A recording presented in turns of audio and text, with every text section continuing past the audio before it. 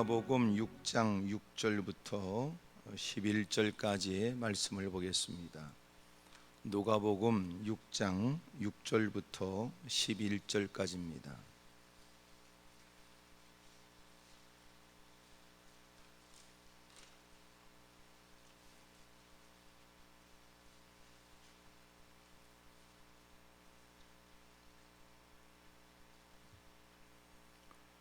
누가복음 6장 6절부터 11절까지 다 같이 시작. 또 다른 안식일에 예수께서 회당에 들어가서 가르치실세 거기 오른손 마른 사람이 있는지라. 서기관과 바리새인들이 예수를 고발할 증거를 찾으려 하여 안식일에 병을 고치는가 엿보고 예수께서 그들의 생각을 아시고 손 마른 사람에게 이르시되 일어나 한가운데 서라 하시니 그가 일어나서거늘 예수께서 그들에게 이르시되 내가 너에게 묻노니 안식일에 선을 행하는 것과 악을 행하는 것, 생명을 구하는 것과 죽이는 것 어느 것이 옳으냐 하시고 그 사람에게 이르시되 내 손을 내밀라 하시니 그가 그리하매 그 손이 회복된지라. 그들은 노기가 가득하여 예수를 어떻게 할까 하고 서로 의논하니라. 아멘. 닷과 돛은 다릅니다. 닷은 배가 정박하기 위해서 내리는 게 닷이고요. 돛은 바람을 타고 더 전진하기 위해서 세우는 겁니다.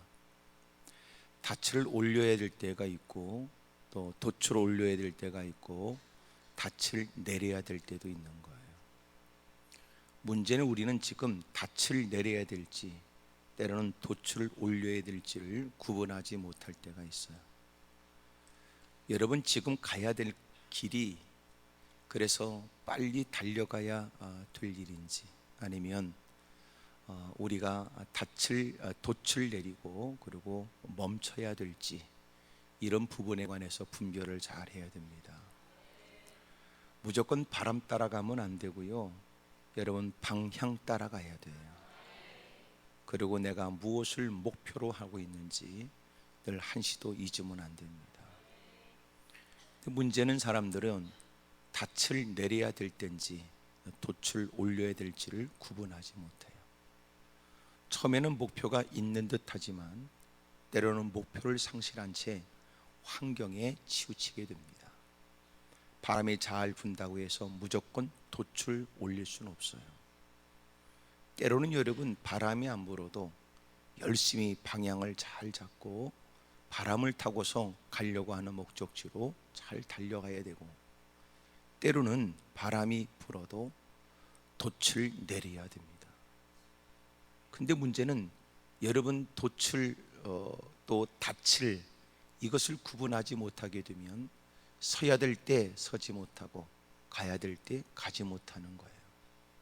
우리가 문제를 만났다는 것이 곧 서야 된다는 의미냐 아니면 더 지금까지 애써왔던 신앙의 일들에 힘써야 된다는 의미인지 이 부분을 잘 분별하셔야 됩니다. 어려워도 뚫고 나가야 될 일이 있고 때로는 모든 것이 순풍에 돛단 듯 잘 여러분 그렇게 잘 될 것처럼 보여지지만 그럼에도 불구하고 결코 가서는 안 될 길이 있단 말이에요. 근데 우리는 너무나 환경에 민감하게 움직여요. 사람들의 칭찬 소리는 더 자신을 살피라는 뜻이지 여러분 이제는 아나무인격으로 내 맘대로 살아도 된다는 뜻이 아니란 말이에요. 여러분 당장 무슨 일이 일어나는 것은 우리에게는 상당히 좋은 일이지만 그것이 목적이 아니잖아요. 그러니까 그것 때문에 마음을 뺏기면 안 돼요. 가야 될 목표를 향하여 거기에 심취해 있을 게 아니라 정신을 바싹 차리고 여러분 자신의 목표를 향하여 늘 페이스를 잃어버리면 안 되는데 사람들이 마치 하나님께서 가나안 땅을 정복하라고 허락해 주니까 그들은 가나안 정복을 다 하기 전까지 결코 들었던 칼을 놓으면 안 돼요. 그 전쟁은 끊임없다고요. 피 흘리기까지 죄와 싸워야 될 우리가 그렇습니다. 그런데 문제는 그들이 여리고성을 무너뜨리고 나니까 마치 가나안 정복에 하나님의 지시를 다 이뤄낸 것처럼 착각을 해요. 축배의 잔을 들고는 그 다음에는 아이성 앞에서 어떻게 그들을 무찌를 것인가. 하나님이 없는 그들의 정탕과 그들의 분석만 존재해요. 그리고는 아주 아이성 앞에서 크게 패하게 됩니다. 얼마나 충격을 받았냐면 가나안 정복에 대한 꿈이 다 허물어질 만큼. 그러니까 하나님이 가나안 땅을 정복하라고 그랬지 여리고성 그것이 목표라고 말하지 않았다. 여리고성을 무너뜨리는 건 가나안 땅 정복의 시작에 불과해요. 근데 하나님이 은혜를 주고 역사를 주니까 그것에 심취해 버려서 이제는 마치 가나안 땅 정복을 다 한 것처럼 착각하는 거예요. 그래서 언제나 바른 신앙이 되려면 믿음의 주요 온전케 하신 이인 예수님을 바라봐야 돼요. 또 하나 천국을 늘 바라봐야 되는 거예요. 이 땅에서 몇 마디 칭찬 소리가 신앙생활의 끝이라고 착각해요. 목사님에게 칭찬 몇 마디 듣고 주변의 사람들에게 이목을 끄는 게 신앙생활의 단주란다. 끼리끼리 비슷한 것들끼리 만나서 서로가 우리 신앙생활 참 잘하고 있지, 그러고 여러분 커피 마시고 있는 게 신앙생활의 끝이 아니라, 우리처럼 이렇게 교회를 열심히 다니는 사람이 또 얼마나 있겠어? 그렇게 말하고 있으니까 원수마이가 쾌재를 부르고 더 열심히 할 것 없다고 그 인생을 깔아뭉개는 거예요. 우리의 신앙의 끝은 어디예요? 여러분 마침내 주님 앞에 설 때까지예요. 이 땅에 목사가 됐다고 끝이 아니며 장로가 됐다고도 끝이 아니라 말이에요. 우리의 끝은 주님 앞에 서서 심판받는 거예요. 그 앞에 갔을 때 비로소 평가가 되는데 착하고 충성된 종이라고 불려지든지 악하고 게으로운 종이라고 불려지든지 우리는 또 그렇게 둘 중에 하나로 불려져요. 근데 이 땅에서 누군가 몇 마디 입술에 침도 안 바르고 내뱉는 얘기에 속는다. 피를 흘리기까지 사력을 다하여 헌신해야 될 것을 망각해버려요. 누군가가 우리에게 건네는 칭찬의 말 한마디는 쉬워요.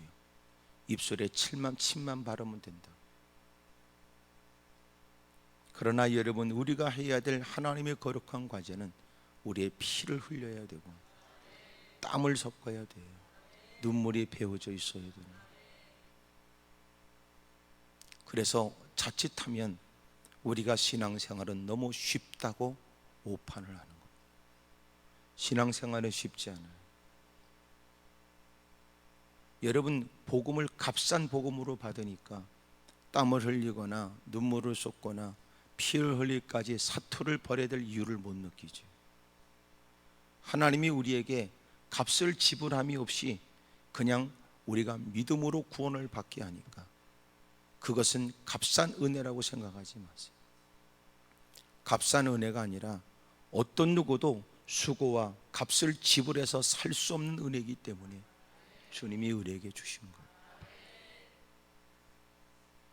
그 어마어마한 가치가 있는 은혜로 우리가 구원을 받은 거예요. 그렇게 여러분 구원의 감격과 기쁨이 있어야 여러분 복음을 쫓아 하나님이 원하시는 바를 따라 구원받은 사람답게 산다는 그 일에 요구되는 바도 넉넉히 이겨낼 수 있을 텐데, 문제는 싸구려 은혜라고 생각하니까 그렇게 손실을 감수하면서라도 복음을 쫓거나 그렇게 멸시를 당하거나 하찮게 보여지면서 이렇게까지 교회를 출입할 필요가 있는가, 이런 더러운 생각을 하는 거예요. 여러분, 주님이 내게 베푸신 은혜가 얼마나 비싼지. 그러니까 성경에 너희가 항상 기뻐하고 쉬지 말고 기도하고 범사에 감사하라고 하는 말은 하나님이 이미도 허락하신 은혜가 얼마나 큰지 우리가 일상에서 만나는 다양한 많은 고통과 시련의 일들도 다 덮어버릴 만큼, 아무것도 아니라고 여길 만큼, 그래서 여전히 감사하고 기뻐하고 여전히 찬송할 이유가 있도록, 그 은혜가 그렇다는 거예요. 왜 똑같은 은혜를 받았는데 그 사람은 조그만 일에도 코가 석자나 빠져 불평 원망하고 교회를 가네마니 그짓거리 할 때, 누군가는 그 복음의 은혜를 받아서 목숨 걸고라도 자기에 있는 모든 것들을 다 버리고라도 누구보다 최고의 자리에, 누구보다 많은 부러움에 많은 소유를 지니고 있는데도 불구하고 기꺼이 던지면서까지 주를 위해 살겠다고 하는 건 무슨 일일 것 같아요? 그래서 교회 안에 가짜가 많은 거예요. 도대체 네가 받았다는 구원의 은혜가, 도대체 네가 주장하는 은혜가 뭐길래 그만한 일에도 코가 석자나 빠져서 교회를 가네마네 그러냐 말이에요. 네가 말하는 받은 바 은혜가 도대체 뭐길래 그 하찮은 일에 예수님을 믿네 맞네 그 헛소리를 해다냐 그 말이에요. 그건 100% 가짜입니다. 지금 아멘도 안 하고 가만히 있는 거 보니까 무슨 자기 얘기인 줄 빨리 알아들은 모양이지. 앞섰던 믿음의 사람들은 똑같이 주님의 은혜를 입었다는데 그들이 받은 은혜가 우리하고 다르잖아요. 그러니까 목숨을 걸고 주의를 지키는데도 목숨을 걸었는데, 그래서요 주일 때문에 순교를 했어요. 주의를 지키는 것 때문에.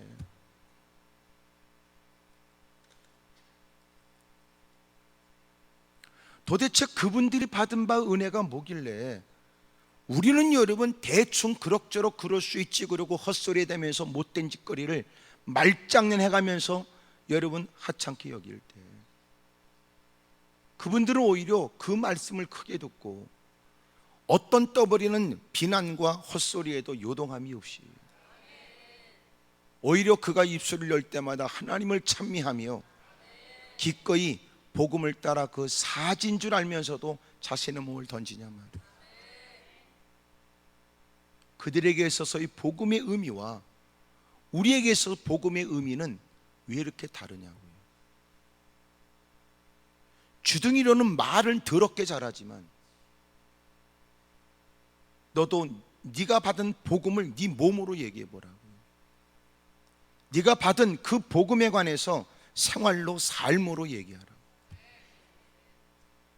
지가 하고 싶은 짓거리는 다 하면서 그 주둥이로 복음을 떠버리는 이 가증스럽고 이 거짓된 인간의 모습들이 이제는 당연한 듯 만연해 가고 있잖아요. 네가 받은 복음이 뭐길래, 네가 영향을 받았다는 복음이 도대체 뭐길래 돈 몇 푼에 하나님 앞에 믿네 안 믿네를 흥정할 거리로 생각합니다.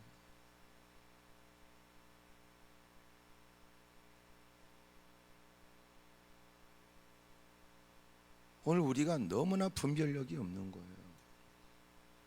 고난을 무조건 하나님이 다 포기하라는 얘기냐, 항의하다가 닻을 내려버리고 이젠 끝났어, 난 이젠 더 이상 가고 싶지 않아.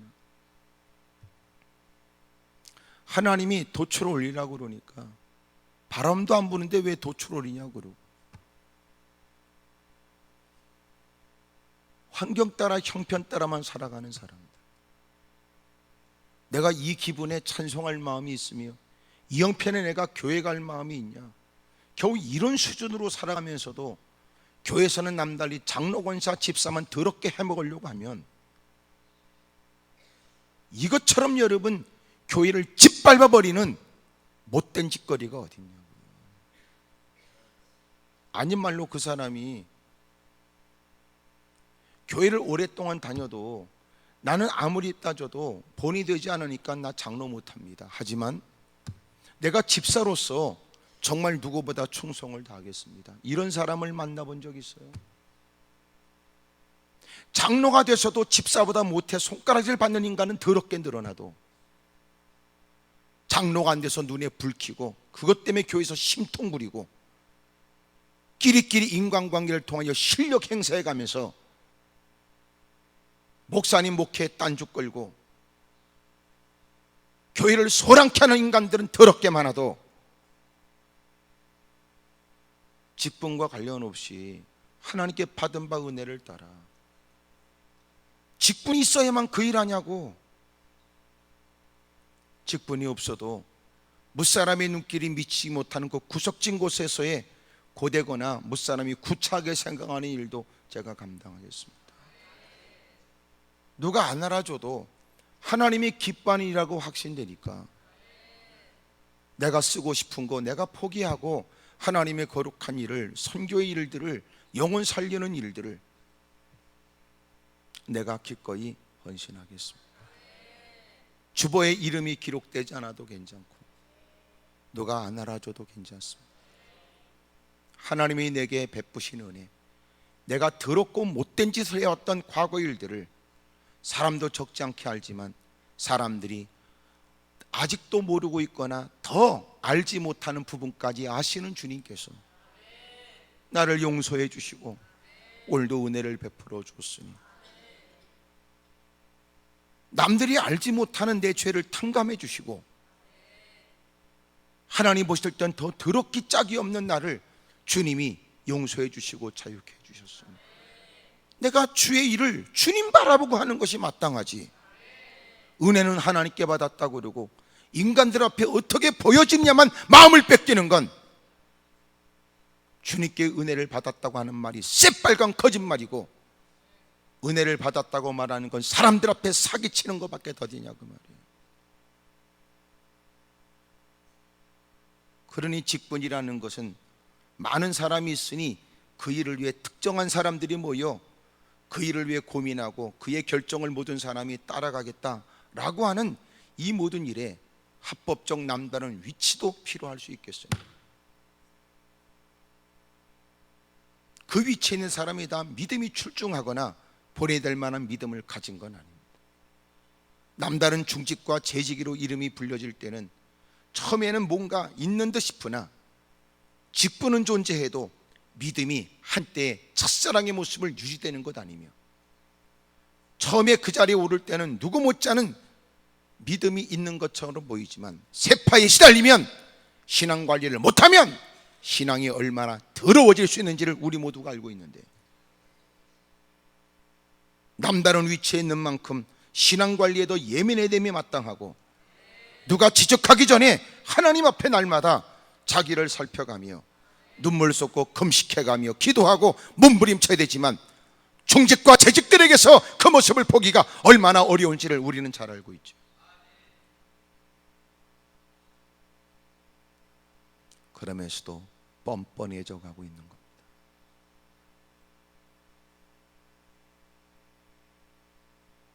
더더군다나 누구도 그런 인간들을 대놓고 얘기를 안 하는 거죠. 왜냐하면 그렇게 얘기하면 피차간에 감정적인 문제가 생겨요. 하나님이 없는 교회,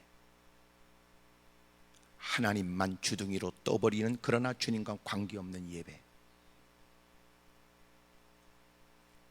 찬양이라는 미명 아래 소리를 높이며 지네끼리 좋아할 뿐이지 주님과는 전혀 관계없는 찬양이에요.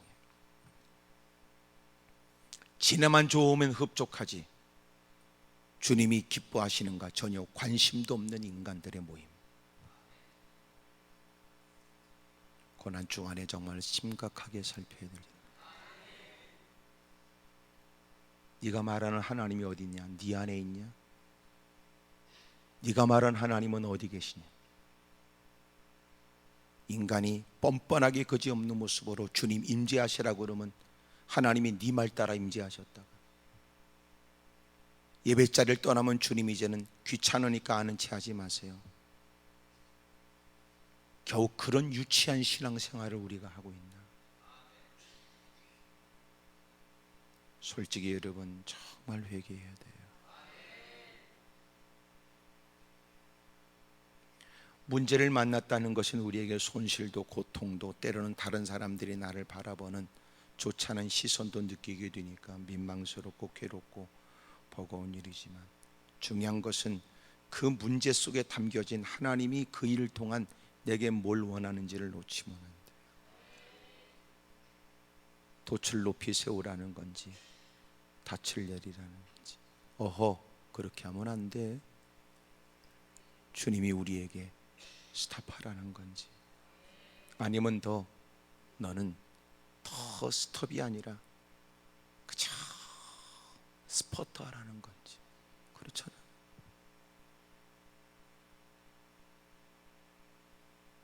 때로는 우리는 참 성경 안에서 스타트, 시작도 잘해야 돼. 또 하나 스탑, 쓸 줄도 알아야 돼. 또 하나 스포트, 여러분 막 사력을 다하여 기회를 쫓아 그동안 쌓았던 믿음의 일들을 최선을 다하여 쏟아야 될 때가 있다. 근데 우리는 그런 게 없는 거야. 첫째 스타트, 신앙 안에서 제대로 시작해 본 적은 있냐?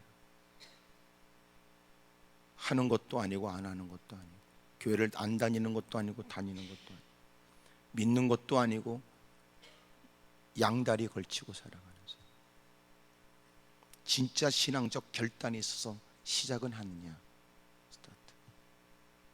네가 무엇보다도 신앙생활 하면서 하나님의 지시를 쫓아 때로는 내 열정인지 주님이 주시는 깨달음에 의한 주님이 원해서 하는 건지, 때로는 내게는 막 하고 싶으나 주님께서 스탑 그래. 신앙생활 잘한다는 게 뭐냐? 형편 따라 사는 게 아니잖아. 내게 뭐 기가 막힌 기회 같은데 주님이 스탑. 마치 하나님 말씀대로 살면 손해 같고 하나님 말씀대로 살면 어리석어 보인다. 그래도 스탑, 스포트. 여러분 이제는 막 기력이 쇠해서 힘이 없는 것 같은데 주님께서 너 마지막 기력을 지금까지 오랫동안 신앙생활했던 모든 것에 이것이 너한테 주어진 마지막 기회인 것처럼 쏟아 막 서력을 다. 이때를 위함이 아니겠느냐? 이때를 위해서. 여러분 이 신앙생활을 잘해야 돼. 스타트도 없어, 스톱도 없어. 지 똥꼬집대로 혈기대로 살아. 스포트도 없어. 소위 말해서 하나님이 허락하신 기가 막힌 기회를 쫓아서 쏟지도 않아. 이러니까 나타나지는 현상이 뭐냐? 교회는 세상을 향하여 힘이 없는 거예요. 그들과 다름없이 정욕적으로 살고 지 기분 따로 살고 지 마음대로 살아가니까 이게 여러분 벽 하나 사이로 어떻게 이 안이 여러분 이 안은 거룩한 곳이고 저 바깥은 여러분 경건하지 않은 곳이라고 말하겠냐? 얘기하는 것처럼 사람은 쏘가지가 중요하거든. 쏘가지가 그 중심이. 그러니 하나님이 전에 있다는 것이 쏘가지가 청결해지지 못하고 쏘가지가 바르지 않으면 아무 소용없어요. 주님이 우리에게 말씀을 통하여 끊임없이 우리의 속사람을 정화시키거든. 말씀과 기도로 우리는 거룩해져 가는 겁니다. 어느 순간부터 똥꼬집만 있고 자기 주장만 있고. 그러니까 성경 몇 구절을 암송한다고 이거 쏙지 마세요. 성경 몇 구절 암송하는 것은 기억력과 관련이 있는 거지 믿음과 관련이 있는 거야.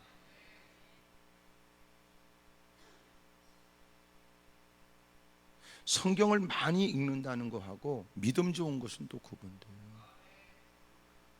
또 그렇다고 해서 여러분 또 성경을 안 읽는 것은 하나님의 뜻이라고 또 그러지 말고,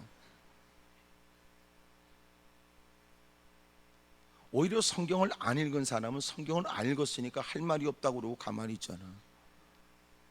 성경을 읽은 것들은 아는 채는 더럽게 하는데 신앙적 의식이 없는 거예요. 그러니까 사람들에게 성경을 읽어봐야 무슨 소용이 있으며 기도를 저렇게 열심히 하면 무슨 소용이 있고 저렇게 여러분 사력을 다하여 애쓰는 봉사가 있는데 무슨 소용이 있냐고 사람들이 비난하고 있는 거 아닙니까?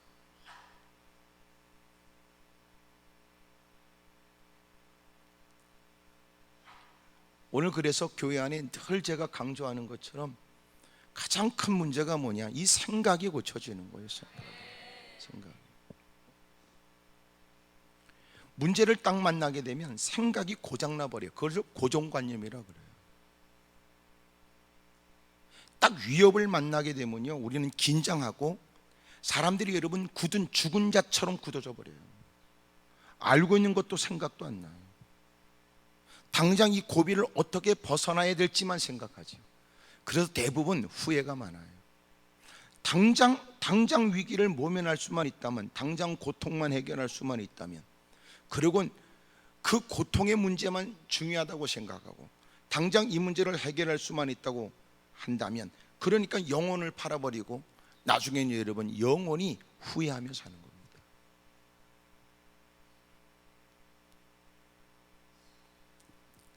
그래서 교회 안에 들어와 우리에게 일어나는 진정한 변화가 뭐냐면 생각이 달라집니다. 옛날에는 형편 따라 살았고 여론에 치우쳐 살았지만, 경험을 중시했지만, 알고 있는 지식이다라고 생각했지만, 내 주변에 나를 위한답시고 떠버리는 주변의 사람들의 얘기에 마음을 유린당했지만, 이제는 나름대로 주님 앞에 여쭙는 거지요. 여쭙는 거. 오늘 갑자기 그런 생각이 들더군요. 아이들에게 무엇보다 가장 먼저 아이들은 기도하는 것을 배우게 하자. 아이들에게 기도하는 걸 먼저 가르치자. 왜 그런 줄 아세요? 교육은 사람을 더 인격적이고 사람을 사람답게 만드는 거예요.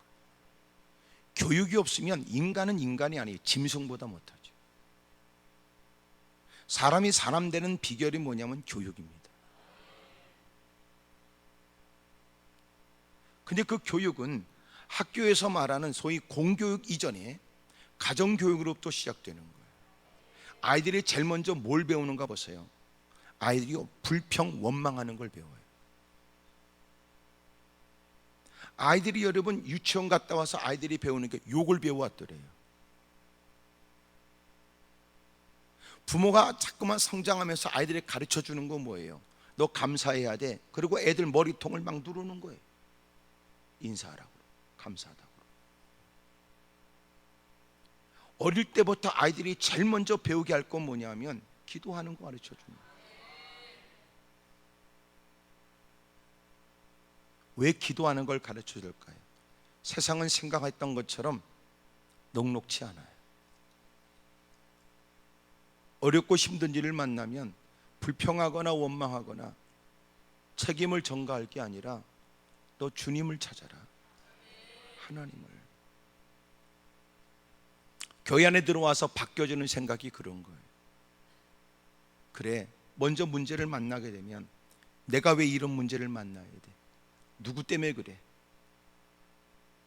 그리고 좌절하고 절망하는 게 아니라 여러분 기도부터 먼저 배워라. 하나님 아버지 어떡할까요? 주여 어떻게 해야 되지요? 라고 주님을 찾게 만드는 거예요. 오늘 성경은 안식일에 회당에서 일어난 일이에요. 오늘 본문 이전에 이미 기록되기를 예수님께서는 안식일의 주인이 예수님이라고 선언하셨다.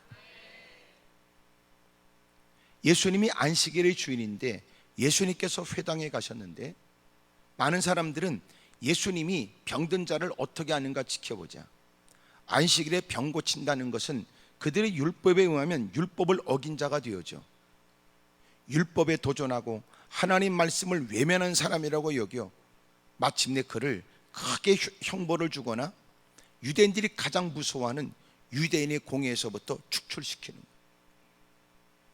끔찍한 형벌과 함께 율법을 어긴 사람들은 결코 유대인으로 존재할 수 없는 거죠. 그것은 그가 하나님을 모욕했다는 것뿐만 아니라 다른 유대인들을 향해서도 모욕했다고 하는 걸 느끼는 거예요.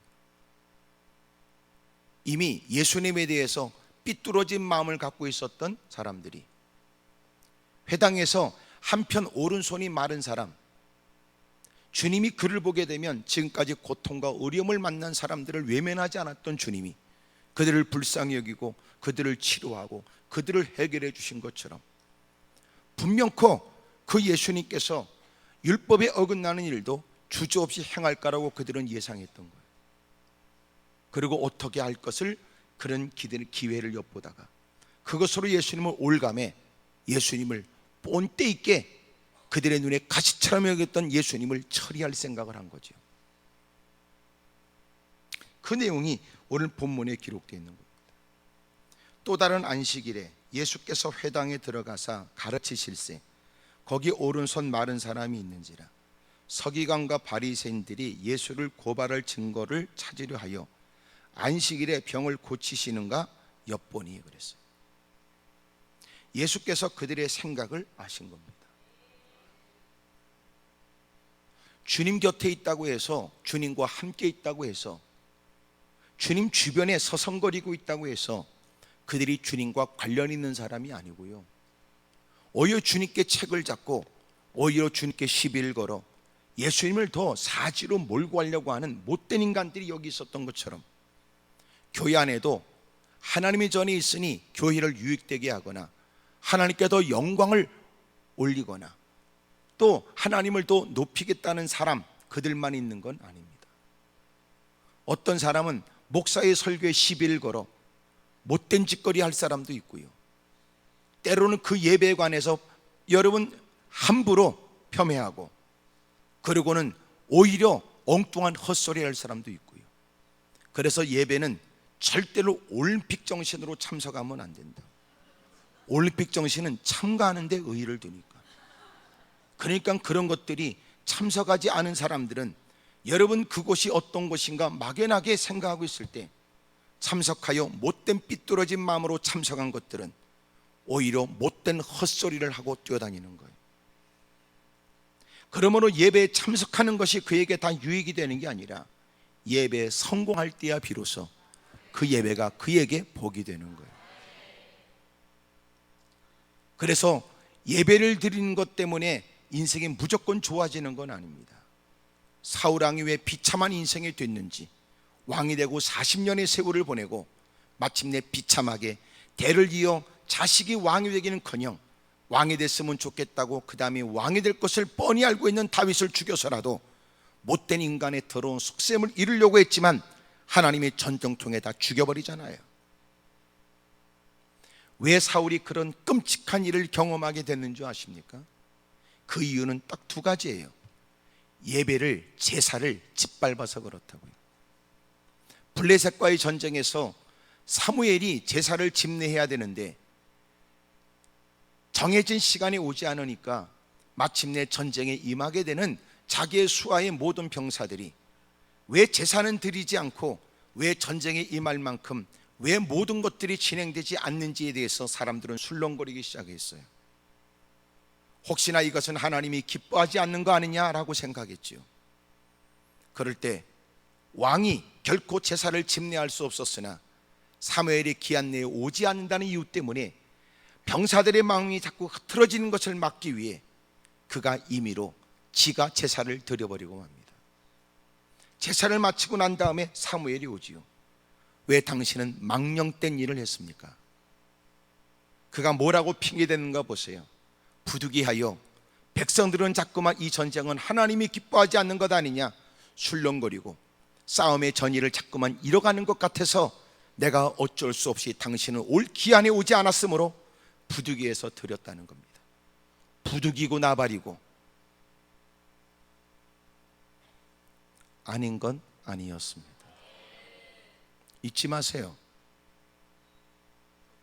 여러분 부득이든 부뚜막이든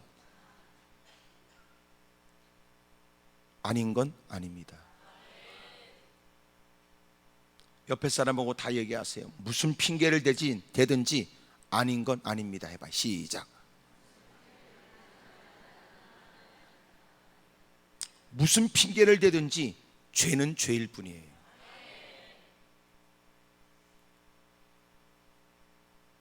대부분 죄를 짓는 사람들이 죄를 질 수밖에 없는 핑계를 대요. 자기가 죄를 질 수밖에 없었던 것을 많은 사람들에게 동의를 얻어내요. 모든 사람들이 나 같아도 어쩔 수 없이 그렇게 했을 거라는 말이 위로가 돼요. 근데 희한하게도 하나님께 다가오면 전혀 핑계가 안 된다는 걸 아는 거예요. 이런 일을 깨달은 사람은 삶의 현장에 부득이한 나름대로 이유를 핑계대지 않고 하나님의 말씀을 절대적 이유로 삼게 되지요. 그것이 삶의 현장에 미련하게 보여지고 지혜 없는 자처럼 보여지고 때론 손실을 감수해야 되니까 어리석은 자처럼 보여지지만 하나님께 다가와서는 말씀을 통하여 대단히 큰 환대를 받고 있다는 걸 아는 거예요. 하나님이 그를 얼마나 기뻐하는지, 주님이 얼마나 그를 주목하는지, 하나님이 그를 책임져 주시고 보장해 주겠다는 하나님의 약속에 도장을 받잖아요.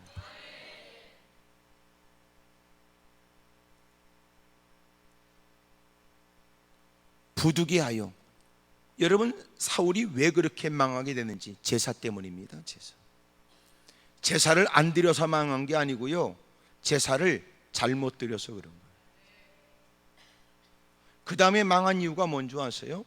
하나님이 그것 때문에 너무너무 가슴 아파요. 주님이 또 두 번째 과제를 준 게 아말렉을 쳐부시라는 거였어요. 모든 생명 있는 것들을 다 죽이라고 했습니다. 그런데 하나님이 주신 승리를 경험했지만 왕 아각을 살리고 살찐 짐승을 끌고 와요. 이유가 뭐냐고 추궁하니까 하나님께 제사를 드리기 위해 살찐 짐승을 끌고 왔답니다. 하나님을 그렇게 거지같이 만들면 안 돼요. 하나님이 우리에게 살찐 짐승이 아니고 형편 따라 비둘기를 드려도 주님은 그것을 기뻐하지만, 악한 이들이 천천의 만만의 강수 같은 기름과 그리고 양들을 끌고 와도 주님은 그런 일에 마음이 하나님을 향하지 않는다면 주님은 그런 예배를 받지 않아요.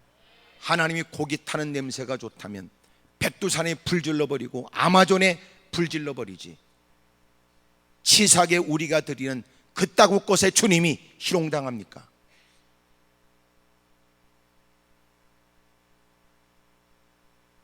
다시 말하면 사울이 망하게 된 이유는 제사 때문이었어요.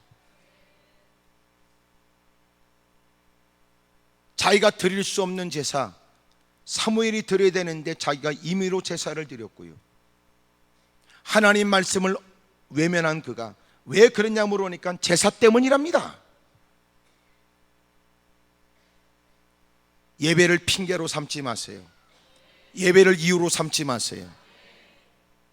다시 말하면 예배를 드린다고 하나님이 우리에게 무조건 응답하는 거 아니에요. 바른 예배가 아니라면 오히려 그것은 하나님을 희롱하는 거죠. 오히려 예배를 더럽히는 것이며 오히려 하나님을 조롱하는 거란 말이에요.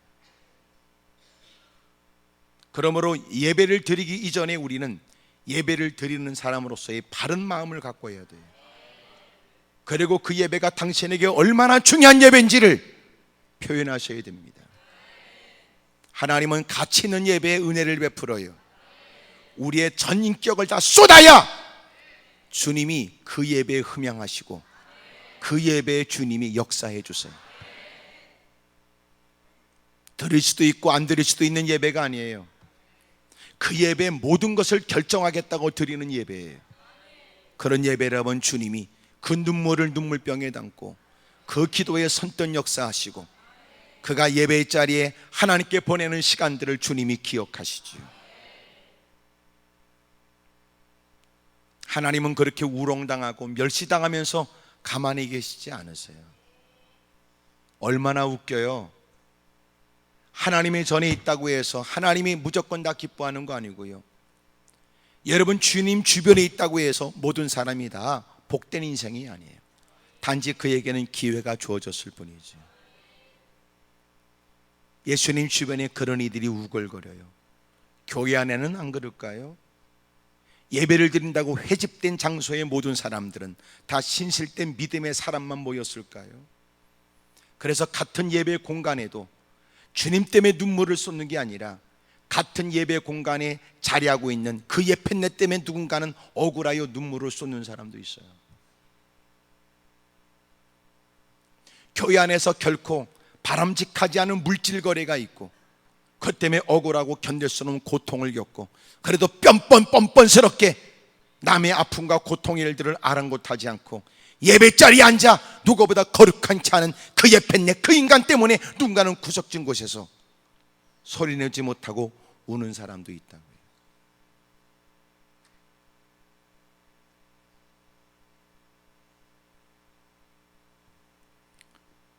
주님의 이름으로 모였으니 모든 사람이 다 주님께 복을 받는 거 아닙니다. 주님은 그가 어디에 있느냐 그걸 보는 게 아니라 주님은 이미 그의 생각을 보고 계시는 거예요. 너 무슨 생각하지? 하나님의 전에 있는 우리에게 주님이 성령을 통하여 너 무슨 생각해?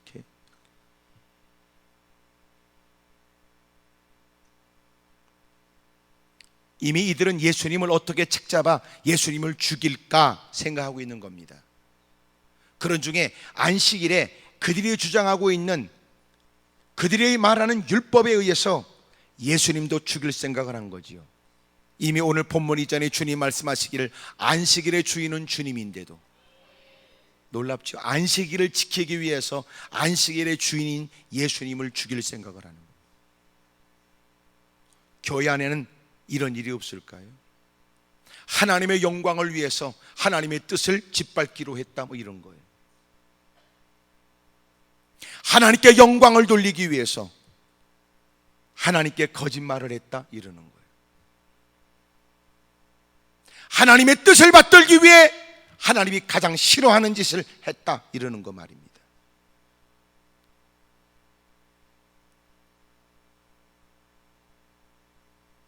다행스럽게 주님은 그들의 생각을 아셨어요. 그들이 옳다구나 했던 일들을 주님이 버리지만 주님은 그들의 생각을 다 알고 계신 겁니다. 그들은 손 마른 사람, 오른손 마른 사람, 반드시 주님이 보시면 그를 치료할 텐데 안식일에 병 고치는 일들에 관해서 결코 그것은 모든 사람이 금하는 일로, 이것은 모든 사람들이 보고만 있을 수 없는 일로 여겼거든요. 주님은 그들의 생각을 하셨어요. 그리고 손 마른 사람에게 일어나라고 했습니다. 그리고 주님이 삐뚤어지고 못된 생각을 하고 있는 사람에게 물으신 거예요. 안식일에 선을 행하는 것과 악을 행하는 것, 생명을 구하는 것과 죽이는 것, 어느 것이 옳으냐? 그리고 주님은 그 사람에게 내 손을 내밀라 그러세요. 그러니까 그가 손이 회복되게 됩니다. 그는 그의 인생에 놀라운 하나님의 은혜에 얼마나 기뻤겠어요. 하지만 11절에 그들은 노기가 가득하여 예수를 어떻게 할까 서로 의논했습니다. 예수님을 죽이기 위해서 의논하는 겁니다. 오늘 우리에게 일어나는 일들이에요. 과연 우리가 예수님을 위해서 산다는 것이 예수님을 위하는 건지, 하나님의 영광을 위해서 뭘 하자고 하는 것이 진짜 하나님의 영광을 위한 것인지, 아니면 내 자신을 거들먹거리고 우리의 패거리가 얼마나 막강한 힘이 있는지 교회 실력 행사를 위한 것인지. 하나님의 영광을 위한다면 늘 제가 반복하여 얘기하는 것처럼 하나님의 영광을 논하려면 내 희생이 전제돼야 그 사람이 말하는 하나님의 영광이란 말이 맞는 말이에요. 자기 희생할 마음은 전혀 없으면서 하나님의 영광을 떠버리는 건 하나님의 영광이라고 하는 말을 통하여 뭔가 하나님께 뜯어먹을 생각이겠죠. 대부분 하나님의 영광을 논하면서 내뱉는 대부분의 기도는 탐욕스럽고 거짓이 많습니다. 그렇게 해서라도 자신의 목적을, 자신의 탐욕스러움을 이루겠다는 뜻이겠지요. 때로는 그것이 대표기도 때 쓰여진다면 사람들에게 얼마나 자신이 경건되며 거룩한 존재인지를 과시하고 싶은 마음도 있겠지요. 적어도 기도 속에 하나님의 영광이란 말을, 하나님 거룩하다는 거룩이란 말을 많이 쓸수록 자신이 꽤나 괜찮은 신앙의 사람처럼 보여질 것을 계산하고 있으니까. 하나님 앞에서도 거짓말을 일삼는 그가 사람들 앞에서는 진실되이 살까? 그는 있을 수가 없지요. 거짓으로 살아온 인생이 이제는 하나님 앞에서도 주저함이 없이 거짓된 일을 행합니다. 어느 때가 돼야 그가 진실로 자신의 영혼의 문제 앞에 직면하고 진실로 하나님 앞에 대면하고 서서 두렵고 떨리는 음성으로 자신의 죄를 구할까? 두려움이 없는 사람은 희망이 없다는 말이 있어요. 하나님 앞에 있으면서 두려움을 가져야 그는 희망이 있다. 우리도 그런 얘기 하지요. 저 인간 말이야 무서워할 만한 사람이 있어야 돼, 이러는 거. 우리도 알지요. 왜 경거망동대에 사는지 무서워하는 사람이 없는 거예요. 우리가 하나님을 섬기는데 두려운 마음을 갖는다는 것은 그에게 희망이라고. 하나님이 두렵다, 하나님이 무서워, 그 사람은 하나님 전에 다가와서 하나님 말씀을 경히 듣지 않습니다. 하나님 전에 다가와서 하나님 말씀을 진지하게 경청하게 되지요. 근데 사람이 점점 뻔뻔해지는 건 더 이상 그도 하나님을 두려운 대상으로 여기지 않는 게 분명합니다. 하나님에 대한 두려움이 없다는 건 그는 이미 끝이라는 거라고요. 당신은 어떻습니까? 하나님 그러면 여러분 온몸이, 그리고 머리가 쭈삣하고 마음 가운데 여러분 두려움이 엄습해야 돼요. 하나님? 하나님? 근데 우리는 그런 느낌도 다 잃어버렸어. 오히려 내 주변에 여러분 내게 협박하는 사람이 더 무섭구나, 눈을 부라리고 여러분 협박 공갈하고 완력으로 어떻게 하려고 하는 사람이 더 두렵거나, 사업에, 물질에, 사회적 지위에 관련된 사람들, 영향력인 사람들이 더 두려울 뿐이지, 더 이상 그는 하나님이 두렵다고 느껴지지 않는 것, 이것은 여러분 우리에겐 끔찍한 일이라고요. 진정한 신앙의 사람들에게 있는 감정이 뭔지 아시지요? 경외하는 마음이에요. 하나님을 두려워하는 거예요. 그렇게 살지 못하지만 하나님 말씀을 하찮게 여기지 않는 거죠. 바르게 살지 못하지만 하나님 말씀 앞에 떨리는 음성으로 자신의 죄를 토설합니다. 희망이 있어요. 교회 안에도 하나님이 전에 있으니까 그것으로 충분하다고 말하면 안 돼요. 예배를 빠짐없이 동참했으니까 누구 못지않은 신앙의 사람이라고 착각하면 안 돼요. 누군가 말하기를 여러분 다 빠지지만 하면 열심 있는 사람이라고 말하지만 열심과 신앙은 다른 거예요.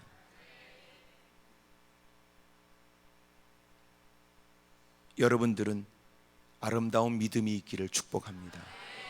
따라합시다. 하나님 아버지, 믿음 있게 해주세요. 입술을 열어서 열심히 하나님 소리를 골백번 해서 믿음이 좋은 거 아니에요. 그 말은 많이 하지 않아도 여러분 요셉을 보게 되면 여러분 그의 요셉의 생애 속에 그렇게 고난과 고통을 만난 다음에 만나면서 하나님 소리 그렇게 많이 안 해요. 오히려 성경이 그의 신앙을 표현해 준다고요. 하나님이 함께 해줄 만한 사람, 오히려 하나님 편에서 말씀합니다. 하나님이 그에게 은혜를 줘서 보디발에게 그를 함부로 대하지 못하게 했고, 그가 보디발이 맡긴 그 일은 요셉을 위해서 주님이 되게 하셨다. 억울한 누명을 썼지만 누명에 관해서는 주님이 개입하지 않더니 누명 쓰고 들어간 감옥 안에서는 주님이 그를 도와요. 요셉은 유난스럽게 하나님의 소리를 자기가 골백번 하면서 그런 건 없어요.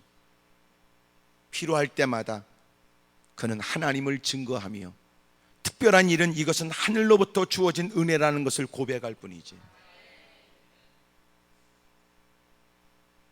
결정적으로 우린 그러잖아요. 힘들 때는 하나님 소리하지만 그는 최고의 자리에 올라가서야 안가품할 수 있는 기가 막힌 기회 앞에 이것은 당신들이 두려워할 일이 아니라 하나님이 내게 베푸신 은혜일 뿐이니, 오늘 내가 하나님께 은혜를 받은 사람으로 당신에게 할 수 있는 것은 내 도움이 필요한 당신들에게 은혜를 베푸는 겁니다.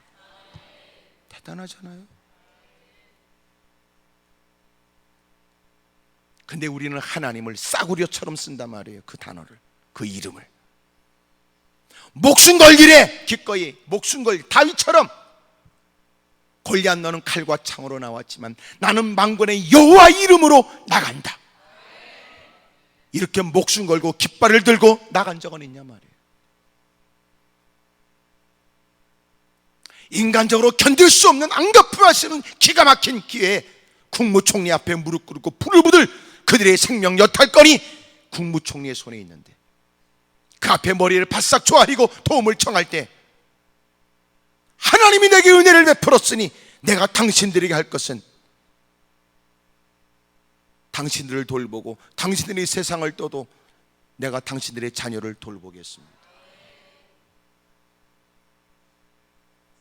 그런데 우리는 더럽고 힘들고 어려울 때만 하나님 소리 골백번 하고 그 순간의 위기를 벗어나면 나밖에 없는 겁니다. 돈풍 깨나 있는 나, 누구도 무시할 수 없는 위치에 있는 나, 눈에 뵈는 것 없이 지 맘대로 하고 싶은 일을 다 하고 싶은 권력과 능력을 가지고 있는 나밖에 없는 거죠.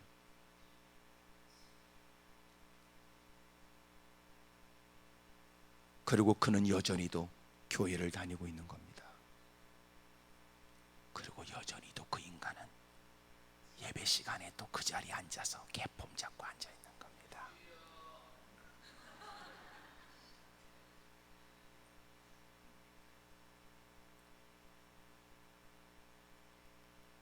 부끄러운지도 모르고.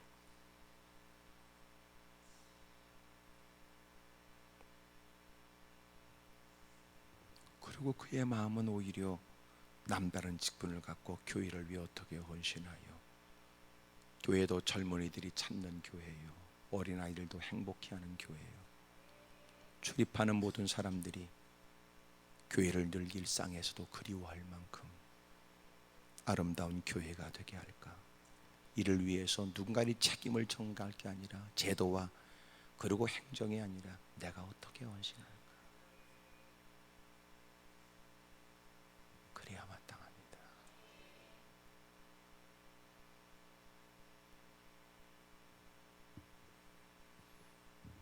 주님을 모르고 주님의 말씀을 못 듣고 주님 곁에 없는 사람이 주님을 죽이려고 했다면 그가 주님을 알지 못해서 그럴 거라니 생각하다지만, 주님 곁에 있고 주님의 말을 듣고 오히려 이런 삐뚤어진 마음은 그 자리에 있어서 주님이 뭘 말하든지 그걸 책잡아서 예수님을 넘어뜨릴까 그러고, 내가 들었어, 내가 그 자리에 있었어, 그것이 더 사람들에게 설득력 있는 내용이 되어서 예수님을 죽이려고 하는 일에 앞장섭니다.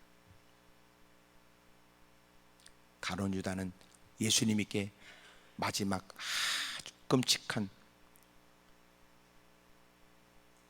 입맞춤을 하여 예수님을 팔아 넘겨버린 것처럼, 고난 주간에 변화되고 가꿔야 될 것은 세상의 고난 주간에 대한 의미를 모르는 사람들이 아니라 고난 주간의 의미를 아는 듯해도 고난 주간에 진지하게 동참하거나 고난 주간에 더 실제적으로 자신이 해야 될 일을 깨닫고 반성하지 못하는, 마땅히 그렇게 해야 될 그러나 전혀 느낌 없이 살아가고 있는 오늘 우리를 향한 주님의 질책이요, 또 우리가 변화되어야 된다고 하는 사실을 상기할 수 있기를 바랍니다. 우리 달라져야 된다. 교회를 열심히 잘 다닌다, 그게 어쨌다는 거예요. 결국 주님이 부를 때는 나타나지 않는 사람, 내가 예배를 열심히 동참합니다, 그게 어쨌다는 거예요. 정작 주님께서 누가 이 일을 할래 그럴 때는 나서는 사람이 아무도 없는,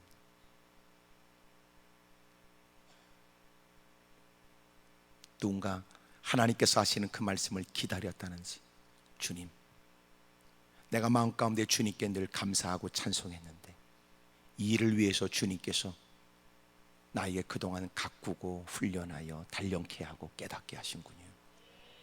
내가 주를 위해 살겠습니다. 그때를 위해서 여러분 준비했던 인생처럼 사력을 다해야 돼요. 이단들은 기성을 부리고 사비들은 못된 짓도 끊임없이 하는데, 언제나 얘기하는 것처럼 기도원은 기도원을 위해 존재하는 거 아니에요. 기도원은 여러분 하나님의 영광을 위해서, 그리고 여러분 섬기는 교회를 위해, 여러분의 신앙의 성장을 위해 존재할 뿐이에요. 여러분을 기도원에 오라고 꼬신 적 없어요. 단 이렇게 올라오면 괜히 왔다고 생각할 만큼 막 다구치는 것은 내가 여러분을 꼬실 마음이 없다는 게 분명하잖아. 급기 어떤 사람은 괜히 왔다는 생각까지,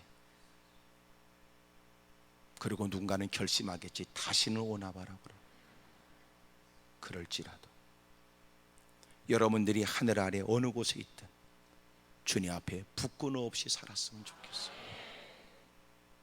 날마다 주님의 은혜 때문에 흘릴 눈물이 그에게 있고, 하나님이 원하시는 바를 따라 그렇게 살아야 되겠다고 내 양심에 찔림이 좀 있는 감각이 있고, 내가 대단한 일은 아니라도 그거 조그만 것부터라도 내가 해야 되겠다고 하는 그런 모습이 꿈틀거리고 시작된다면 분명코 하나님이 여러분들에게 복을 주실 거예요. 사랑하는 여러분, 우리가 친숙하게 불렀던 주님이 과연 나는 주님하고 무지무지 친한 척하지만 주님은 뭐라고 하실까요? 하나님 소리를 골백번에 가면서 모든 말마다 모든 행동마다 대단히 하나님과 관계 있는 것처럼 사기치더니 과연 그 하나님은 내게 뭐라고 말씀할까요? 너희가 삶의 현장에서 너희가 나를 부인하면 나도 아버지 앞에서 너를 부인하리라.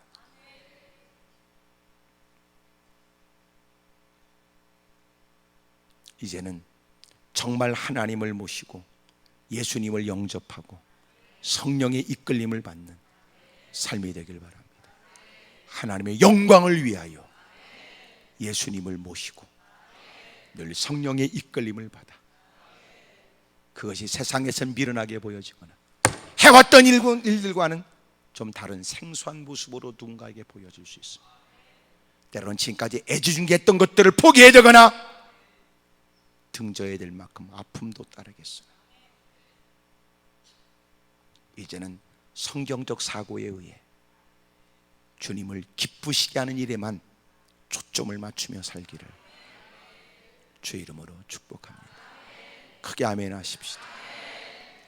결과적으로 말하면 네가 하는 일이 주님 곁에 있었던 사람으로 합당한 일이며 복음을 받은 사람으로서의 타당한 일이며 네가 네 입술로 말하는 것처럼 주님을 위한 일이 맞나?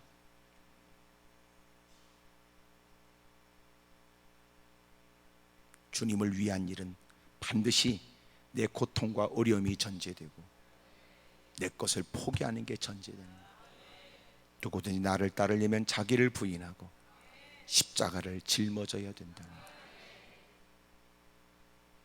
누구보다도 하나님이 전에 있으니 신실된 믿음의 사람인 것처럼 보여지는 가장 가까이 있었던 제자 중에 하나인 가룟 유다는 예수님을 팔아버렸고 제자들은 예수님께 등을 뒤고 도망가 버린 것처럼 늘 주님이 말씀할 때마다 누구보다 열심히 있는 사람처럼 말씀이 증거되는 현장에 가까이 있었던 그들, 그러나 그들이 예수님을 십자가에 못 박은 것처럼 누구 못지않은 열정과 남다른 신앙처럼 이 자리에 있는 우리는 어떤지 살피십시다. 주님, 우리가 이제 주님을 잘 섬기겠습니다. 더러워진 생각이 다 정화되길 바라고 때먹고 얼룩진 저와 여러분의 더러운 죄악들이 다 씻음받게 되길 바라고 주님을 만나기 위해서 준비했던 더러워진 예복 예수의 피로 깨끗하게 씻음받게 되기를 주의 이름으로 축복합니다. 기도하겠습니다. 무릎을 꿇겠습니다. 그리고 두 손을 높이 들지요. 진지하게 주님께 다가오십시오. 진솔한 모습으로 주님 앞에 있으십시오. 주님, 저 좀 도와주십시오. 위선과 가식과 거짓이 많습니다. 주님, 바로 내가 떼먹고 룩진 인생입니다. 더럽게 오염된 사고로 살았습니다. 헐 좋은 직분의 이름을 앞세웠으니 누가 볼 때는 된 듯 보이지만 아직도 되어지지 않은 엉터리 같은 인생입니다. 가장 가까이 있는 그들이 예수님을 등졌고 가장 가까이 있는 그들이 예수님을 십자가에 못 박아버린 거예요. 당신은 누구십니까? 성경을 많이 알고 있다는 당신, 예배는 점점 익숙해져가는 당신, 버릇처럼 주님을 찾지만 당신은 과연 누구십니까? 우리 큰 목소리로 주님을 세 번 부르고 통성간절히 기도합니다. 주여